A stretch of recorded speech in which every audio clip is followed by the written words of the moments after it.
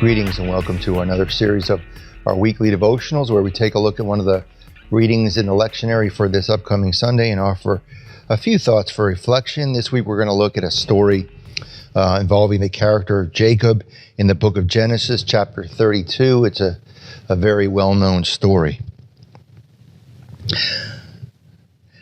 I'll begin by telling a story of my past, my childhood. I don't know, I was probably about 8 or 9 years old maybe. And, I was having a bit of a argument, confrontation with one of the neighboring kids, and I got really angry, and he ran away and ran to his house, and I followed him, and I picked up a rock and I threw it in the direction of his house, and crash. I could hear it breaking one of the front windows in his house, and all of a sudden I panicked. And I circled around and I saw one of the other next door neighbors staring right at me. And she said, I saw that. I know what you did. Well, instead of fessing up and owning up to what I had done, I did what many 9-year-olds in my position would have done. I ran like heck home. I avoided taking ownership of my wrongdoing, which of course is understandable for kids. But I think as adults, we still do that sort of thing too often. And especially as people of faith, we sometimes do that sort of thing as well.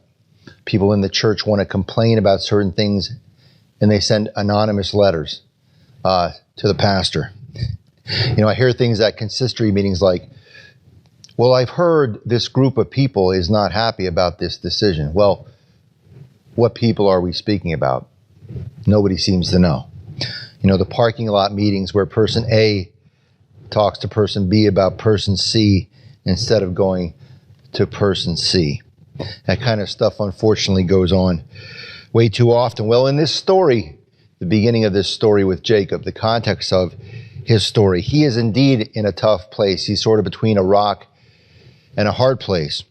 If he goes back to where he's come from, he's going to break a truce that he has with his in-laws. If he goes forward, he's going to have to deal with his brother Esau and the fact that he has sort of betrayed and manipulated his brother.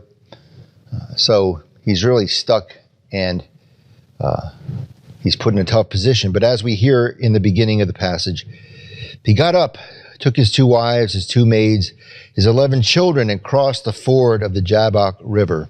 He took them and sent them across the stream, and likewise everything that he had.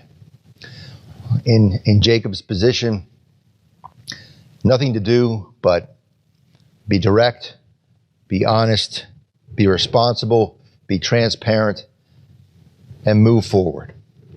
Now, he could have ran away.